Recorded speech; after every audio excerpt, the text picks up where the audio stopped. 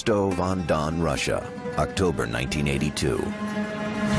A special task force is desperately searching for a serial killer.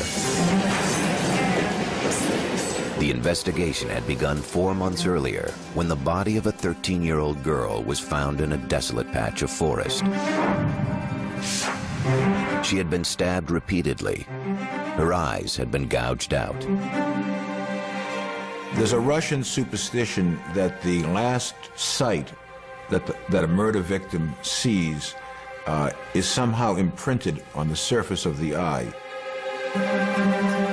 Soon, 2 more bodies with similar wounds were discovered.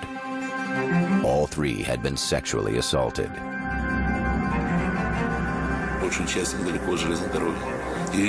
All the bodies were found in the woods near the railway tracks in the Oktябрьsky and Shakhty districts.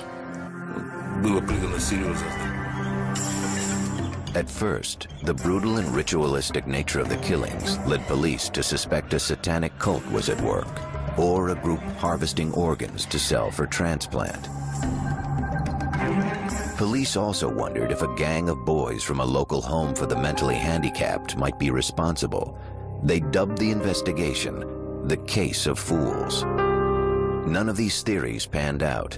In the Soviet era, local investigators were not prepared to understand the brutal nature of the killings.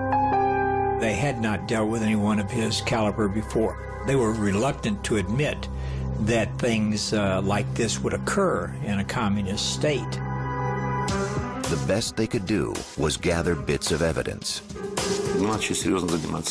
We got down to serious work, first of all, with the identification of the bodies and then forensic tests of the remains. Despite these efforts, the body count rose. By 1984, we had found 23 bodies. Some of the bodies were still fresh, which gave us a broader picture of the injuries and the killer's behavior at the site of crime. Many of the victims were young girls and boys who had been discovered in the wooded areas around Rostov. All had been mutilated.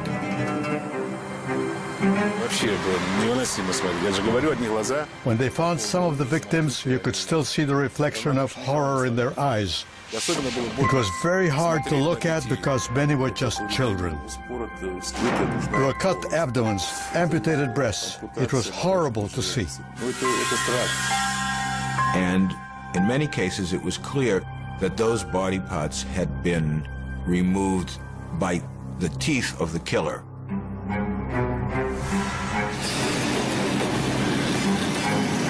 A lot of the bodies were found near transportation points, bus stations, train stations in particular, which indicated that the killer, whoever he was somebody who used the Soviet transportation system extensively.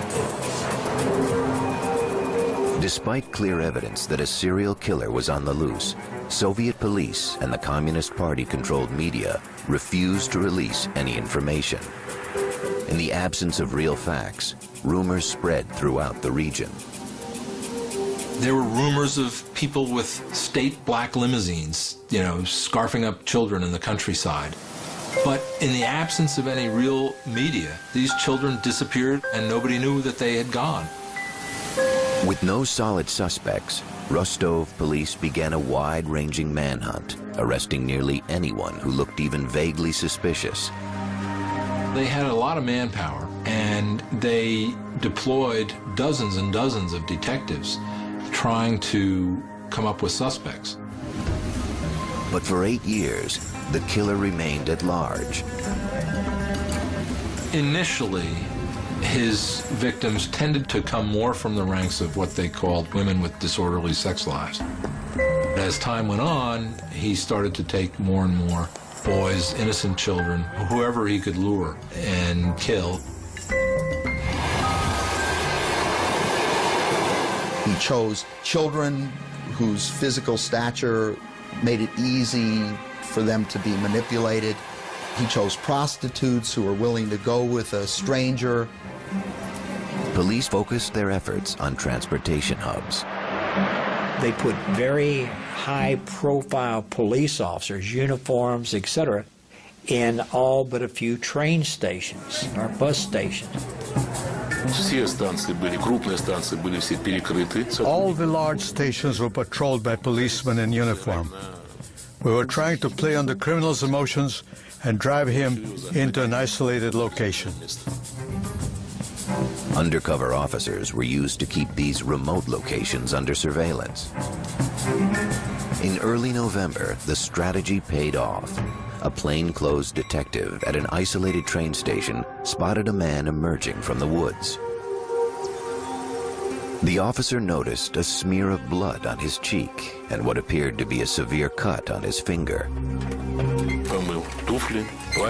According to the policeman who was watching him, the suspect washed his shoes and cleaned his coat. The policeman in civilian clothes asked him to show his papers.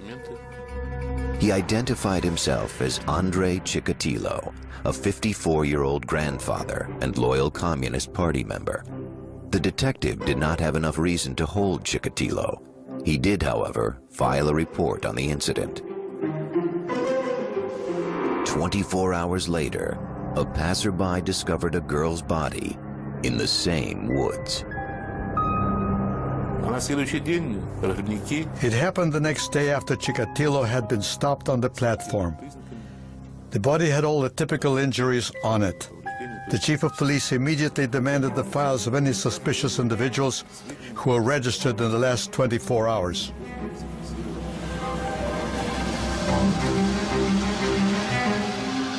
On November 20th, 1990, Andrei Chikatilo was apprehended in a Rostov marketplace. Investigators captured the arrest on video. He had come out of the pub with a bottle of beer and tried to make contact with a young boy. We suspected that he might try to lure the boy away. And at that point, Chikatilo was arrested. By now, Chikatilo was suspected of committing more than 30 murders, but the police had no eyewitness and few real clues. Detectives desperately needed proof of his guilt. They needed a confession. They wanted to get the confession. If you read Crime and Punishment by Dostoevsky, I think that you'll see that the confession is a very powerful symbol and very powerful element in Russian culture. Soon, Andrei Chikatilo would reveal the gruesome details of his 12-year run as a sexual predator. It was a tale that would shock a nation. In the annals of crime, Andrei Chikatilo is undoubtedly one of the most sadistic killers ever to live, and he got away with murder for more than 12 years.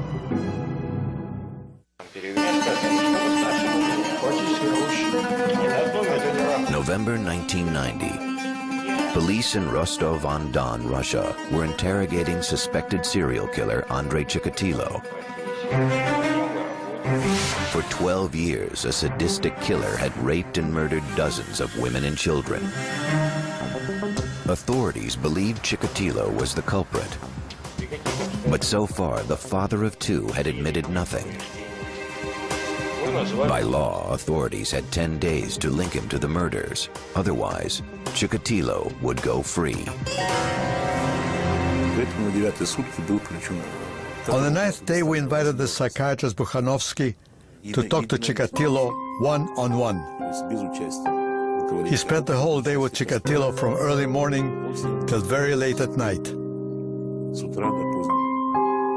The techniques used by psychiatrist Alexander Bukhanovsky were much different than the intense police interrogation.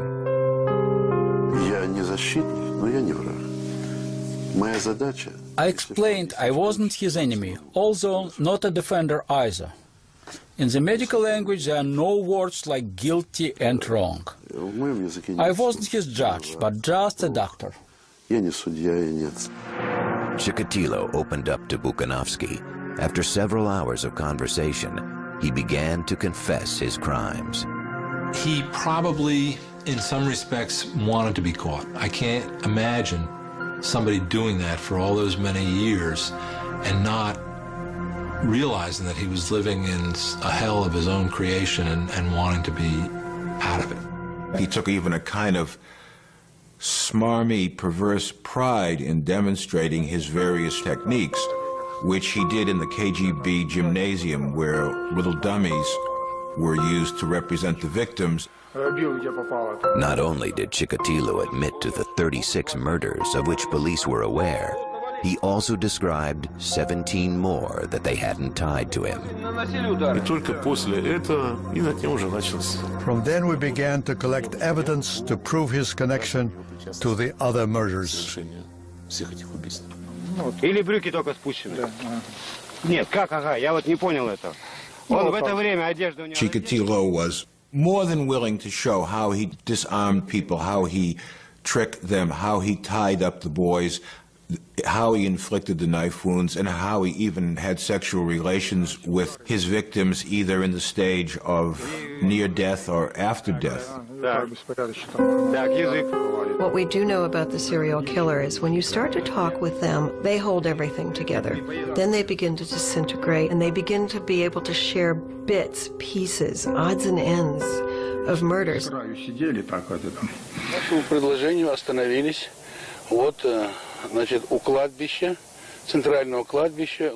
the evening of December 7th, 1990, police drove Chikatilo to the local village of Shakti.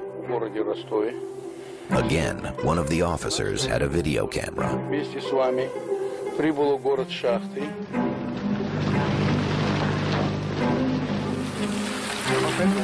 Walking between the gravestones of a small public cemetery, Chikatilo brought them to the site of a shallow, unmarked grave. Police dug until finally a child's sneaker emerged through the earth. Chikatilo watched casually, detached from the proceedings. But these horrors would shock the Soviet nation. What could have created this brutal killer? How could he have killed so many for so long?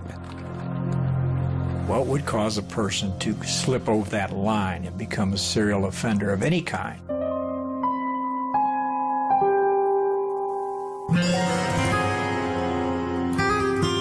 Andrei Romanovich Chikatilo had started life in a world of violence and human degradation.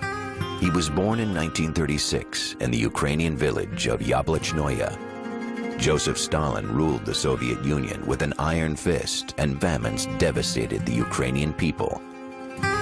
There were serious food shortages in Ukraine, partly as a result of the devastation of the war, and partly as a result of the agricultural policies of the Stalin-era Soviet Union. Under the banner of collectivism, Stalin forced peasant farmers to deliver their entire crops to the state for nationwide distribution. In the Ukraine itself, however, people were starving. There were outbreaks of mass cannibalism in Russia that were caused simply by hunger. Reports of cannibalism became so frequent, they developed into a kind of folklore. A typical family cannibalism story. My aunt was arrested because she had somebody over for a meal, and there were fingertips floating in the soup. As a young boy, Andrei's own mother told him such a grim tale about a horrific event that had supposedly happened just before he was born. His mother used to tell him stories that his older brother was cannibalized because of the famine that was taking place. She constantly used it as a warning: don't go out and play after it's dark. They'll grab you and eat you just like they did to your brother Stepan. Her claim that his brother had been cannibalized was impossible to confirm, but psychiatrists speculate that Chikatilo himself might have been traumatized by another crime, an assault on his mother. His sister was born in 1943 during a time when the Germans were occupying a large part of Ukraine where he lived. And his father was supposedly in the Red Army at the time. It's hard to imagine how the father could have gotten back to the family home to impregnate the mother. And they had a one-room home. So it's quite possible that he saw a German soldier rape his mother. Also devastating in the eyes of 13-year-old Andrei was the fate of his father, taken prisoner by the Nazis. When Chikatilo's father finally returned home in 1949, he was suffering from tuberculosis. Rather than being rewarded for his war service, he was branded a traitor to the Soviet government. You either died in battle or you triumphed, and there was no third way that was honorable. Stalin's paranoia was such that soldiers who were captured by the Germans and held captive were considered suspect. Although the Communist Party made Andrei's father an outcast, Andrei's own devotion to the state was such that as a young teen, he became an active member of the Communist Youth League. Chikatilo was very genuine in his belief, in his professed public belief in communism. But with the onset of puberty, young Andrei realized that he was not like the other boys in the Youth League. He never fit in very well, and he felt embarrassed and humiliated generally about his lack of sexual prowess. His social circle consisted of much younger children, with whom he felt comfortable because they understood him, or elderly people who liked him because he was always a good boy. As a teenager, Andrei was attracted to young girls, but he was humiliated when he found himself unable to perform sexually. At that point, he was probably as attractive a man as he was ever going to be, and started having courtship with a girl in the village. And his impotence destroyed that relationship. It became a subject of gossip in the village. It was yet another insult to Chikatilo's fragile self-image, and a discovery that would torment him all of his life. By 1955, Andrei Chikatilo was desperate to escape Ukraine and memories of a miserable youth. By his late teens, Andrei knew that he was sexually inadequate. To compensate, Chikatilo decided to better himself in other ways. He set his sights on the prestigious Moscow University, hoping to earn a law degree. But he failed the entrance exam. Disappointed, he entered a vocational school. He wanted to believe in himself as a person who had studied hard, which he in fact had, and gotten a university degree. Not an insignificant accomplishment given his origins. That was another layer of acceptability, if you will, another layer to cover up what really existed with Chikatilo. In 1963, at the urging of his younger sister, the 28-year-old Chikatilo married. He was living with his sister, and she had a spinster friend, and the two of them were put together, and having no better prospects, they married. His new wife, Feodosia, was a 24-year-old daughter of a coal miner. At last he had found a person in life with whom he could communicate and relate and have something approaching normal emotional closeness. He never was capable of normal sexual relations with her, but there was, through a kind of masturbation and insemination process, an effort made to conceive children. In 1965, they were successful. The birth of their daughter, Luda, was followed by a son, Yura, 4 years later. Chikatilo found work as a communications technician. Throughout this time, he continued his studies, working towards degrees in Marxist-Leninism, engineering, and Russian literature. The family had a balconied second-floor flat in a nondescript block. By Russian standards, it was a pleasant life. Outwardly, Andrei was a good husband and father. Feodosia had little reason to complain. She might have felt, well, he's a party member, he brings home his salary, he's not drunk, and he doesn't beat me.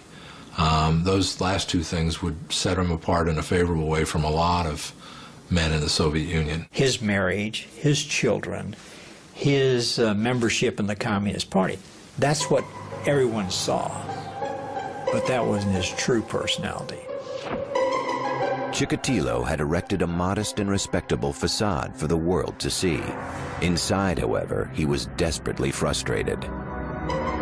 Certainly the fact that he was fundamentally impotent enraged him greatly because he felt that in some ways he was a superior person, having gotten 3 university degrees. I think he felt throughout his life that that impotence was probably the most fundamental adjective you could use to describe him. In 1970, Chikatilo accepted a job in a secondary school. As a teacher, the 34-year-old hoped to find acceptance and respect, and yet instead he found constant humiliation. His students didn't take him seriously. They refused to behave and smoked right in front of him in the classroom. He was altogether not the kind of person that would hold the attention of a class of children, and they mocked him. He was nicknamed the Goose by his students, and goose in Russian is kind of like jerk in English. It's someone who inspires zero respect. Worse, Chikatilo found himself enraged by the sight of young people around him falling in love and, in his mind, engaging in sexual activity. One thing that he wanted to change about himself and couldn't change was his sexual impotence. He felt the world had somehow inflicted a tremendous injustice on him.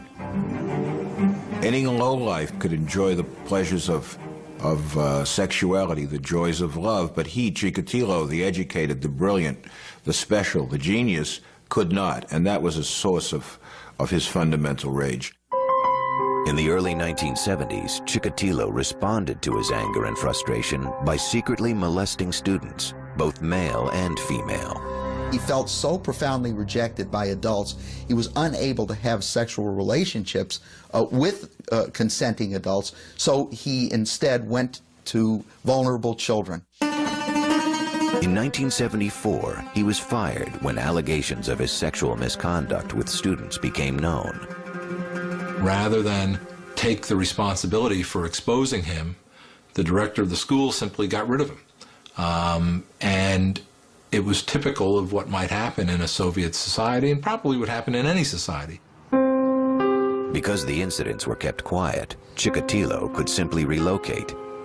He moved his family to the nearby town of Shakti. There he found a new position, teaching at vocational school number 33. Chikatilo's wife knew that he had little problems. He was involved with bothering the children at school, but they had put that behind them, and she had forgiven her husband. But unknown to his wife and family, Andrei Chikatilo was constructing another life. He bought a second secret house for himself. It was a dilapidated 3-room shack on a quiet backstreet called Mezhevoy Lane. And it was the perfect setting for murder.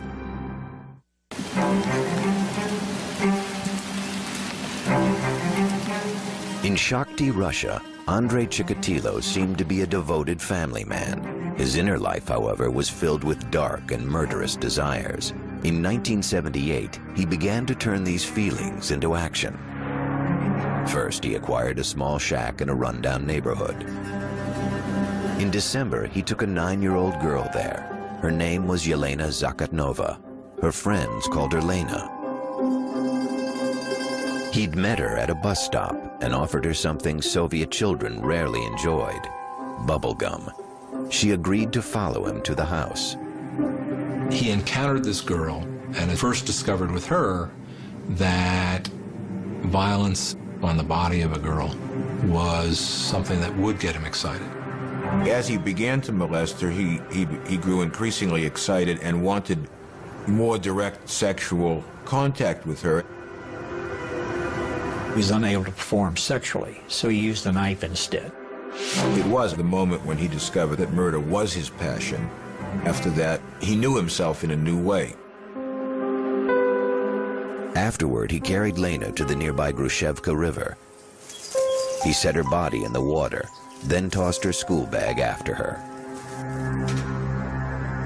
She was found 2 days later. Although policemen investigating the case came across some bloodstains near Andrei Chikatilo's secret house, he was not considered the prime suspect. The problem is, from the point of view of the police, that he had no criminal record. He was a party member. He had a wife. He had children. he did not fall into any of the categories that they were used to looking for criminals in. Rather than focusing on Chikatilo, police found someone they deemed a more appropriate suspect, a local man who had spent time in prison for rape. He was later convicted and executed. Having killed for pleasure, Andrei Chikatilo was now able to erase the sense of impotence he'd felt all his life. He had gained a piece of self-knowledge that he could never shake, which was that what turned him on was powerlessness and ultimately the murder of another person. Still, coming so close to being caught had frightened Chikatilo. For the next 2 years, he went to work, spent time with his wife and children, read the papers, and waited. He quit teaching to become a supply supervisor, or tolkach, a position unique to the dysfunctional Soviet economic system, where contracts for raw materials often went unfulfilled.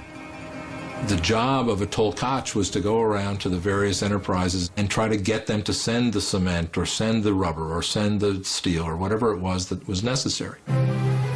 It was normal for him to go on the road for several days to visit the supplying enterprises for his own enterprises and be gone without any supervision. It was not a particularly prestigious job for a man of Chikatilo's education. He traveled by train to various factories, trying to maintain the image of a dutiful Soviet citizen. He does have a struggle. I don't think he just gives himself over to, I am evil personified.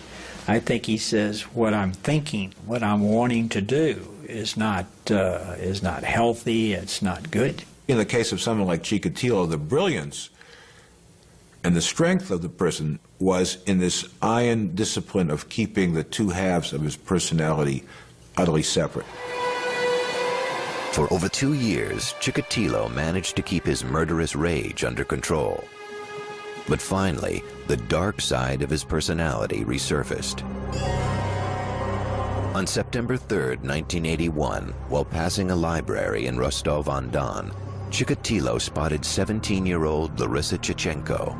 She agreed to take a walk with him along the Don River. Instead, he steered her into the woods. Again, Chikatilo was unable to perform sexually, but he remembered what had satisfied him 2 years earlier in the secret house on Mezhevoy Lane. He would attempt to have sex, normal sex with the woman. He would inevitably fail. That would release the great rage that lived and lurked inside of Chikatilo. Sex was the vehicle, but the basic need was to feel a sense of power over his victims. Chikatilo killed with even more brutality than before. He stabbed his victim repeatedly, then savagely bit her. He was really getting even. He was angry with humanity, but especially with women. He was seeking revenge, and he was getting revenge against the people who rejected him the most. With this second murder, the veneer of Chikatilo's normal life shattered. A pathology spawned by years of frustration took over.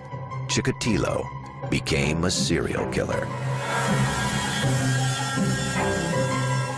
He was a man who was impotent. What does the word impotent mean? It means literally without power. So in every case, whether he was dealing with the young boys, the young girls, or the young women, it was essential for Chikatilo to establish physical dominance and control over the victim. Gratification has been mixed up with anger and hostility, and one complements the other to the degree that you can't even separate them. He became intensely excited and even would spontaneously ejaculate during that mutilation that had taken place. Then he cut off pieces of his victims' bodies. Chikatilo admitted making the incisions, admitted removing the uterus, but would never quite cop to the fact that he ate the uterus. He said, I liked to nibble on it. They were so pink and springy, those were the words he used. What had started as a quest for sexual satisfaction had now become a murder spree, the worst in Russian history.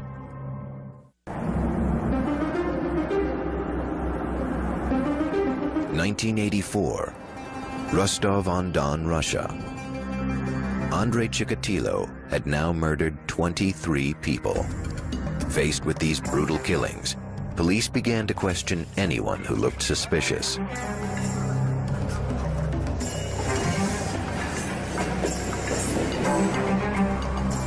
On September 13th, two Rostov detectives spotted a 6-foot-tall man wearing a black fur cap. He was trying to make conversation with a young girl. It was decided not to detain him on the spot, but follow up and see what he was going to do. The officers tailed the suspect as he approached one young woman after another.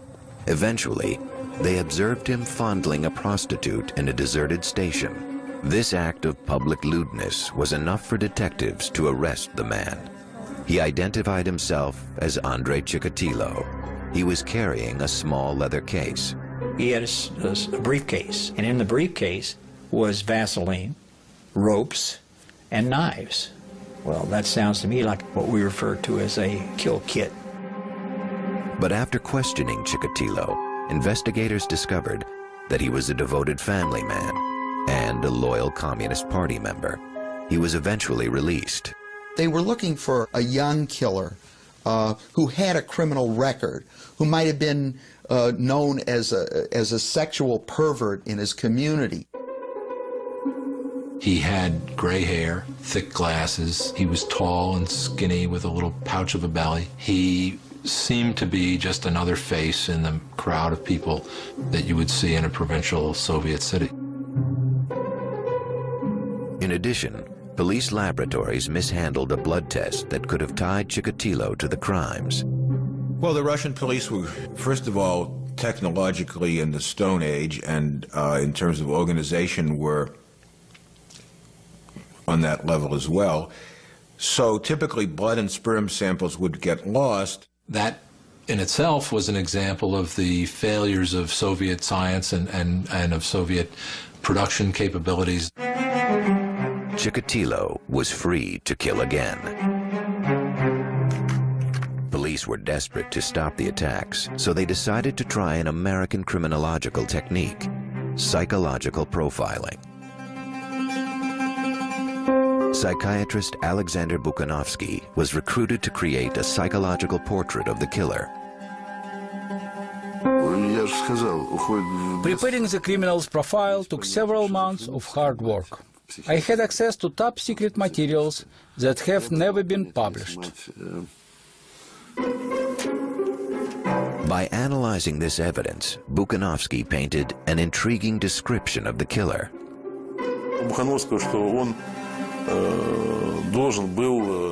Bukhanovsky said that the criminal was unsociable, that he was very ill. He stressed sexual perversions. He said the criminal could either be living on his own or with a wife, but he didn't have a sexual relationship with her. Yet it would take police another 6 years to capture Chikatilo. A lot of the factors that caused the demise of the Soviet Union were also at work in the Chikatilo case and enabled him to kill as long as he did and as many people as he did without being caught. Finally, on November 20th, 1990, after a 12-year killing spree and 52 victims, Andrei Chikatilo was arrested. Dr. Bukhanovsky's profile would prove chillingly accurate. In his confessions, he says he enjoyed their cries, he enjoyed the blood, and he enjoyed their pain. Well, he's obviously a sexual sadist. What the serial murderer learns with the act of his first murder is that he can be in control. Because until this time, they've basically been the scattered pieces of an individual that has never made them feel that they are in charge. The most serious motivating force for a lot of people, if not all people, is sex. The desire to procreate, the desire to be a sexual being. And in his case, it was just a totally frustrated, humiliating failure that he struggled with all of his life. Spring 1992. Andrei Chikatilo, 56-year-old grandfather and loyal party member, stood accused of a string of gruesome and brutal murders.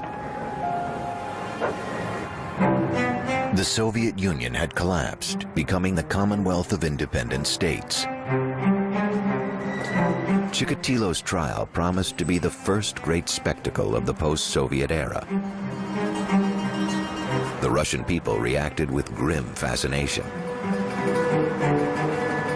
Once Chikatilo's case became more or less public knowledge, the local people were hideously aware that a serial killer was in their midst, and nothing spreads faster in Russia than rumor. And soon, Chikatilo would be given a nickname befitting his murderous deeds: the Butcher of Rostov.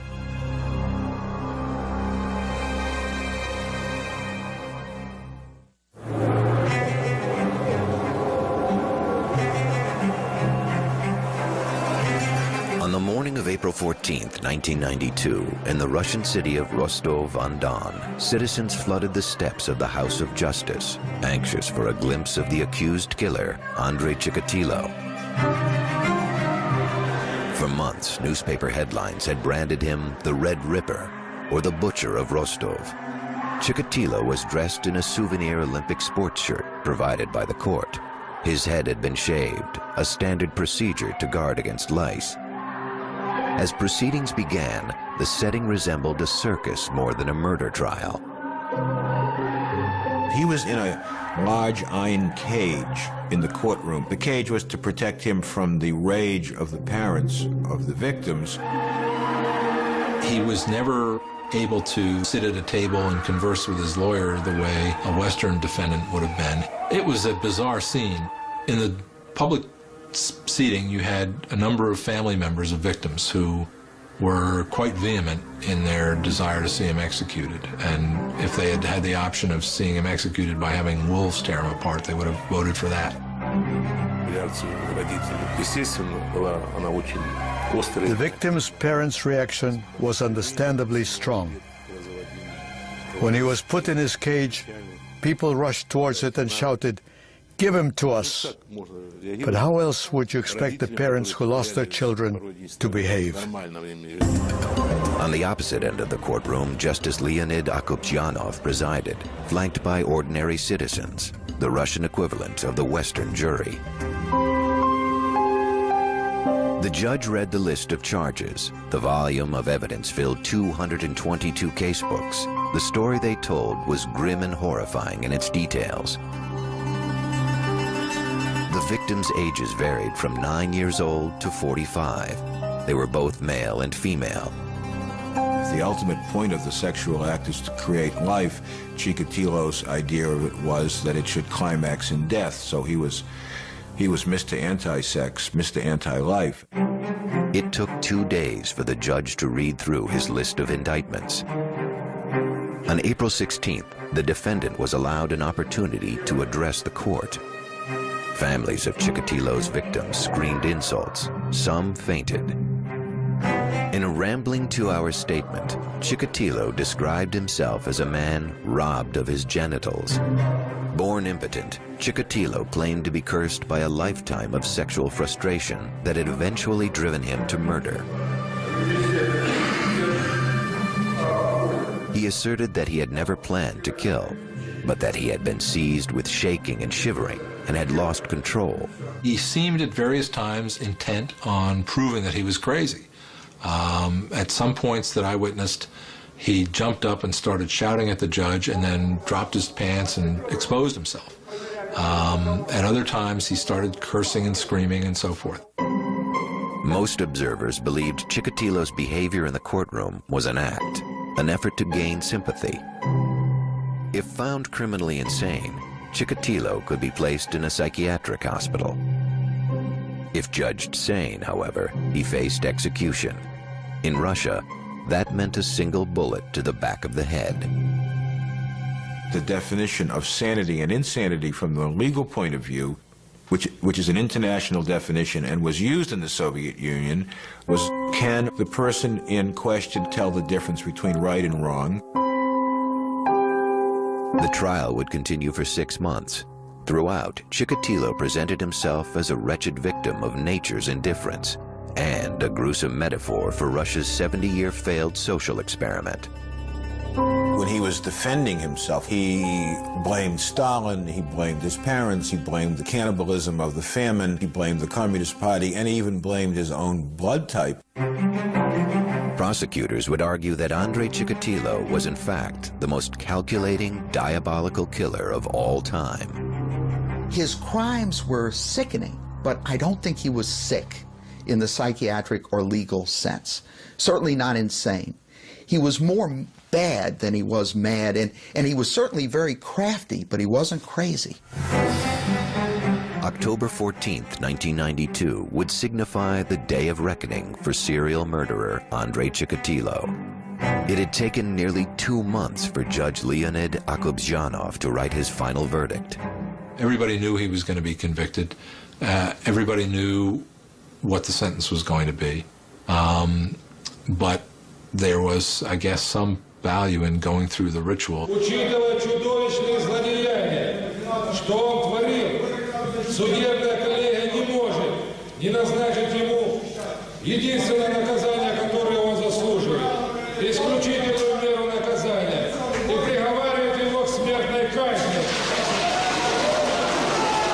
After a 12-year murder spree, final justice came swiftly. On February 15th, 1994, Andrei Chikatilo was escorted through the halls of Rostov prison and led to a private cell. There he was executed by a single shot behind the right ear.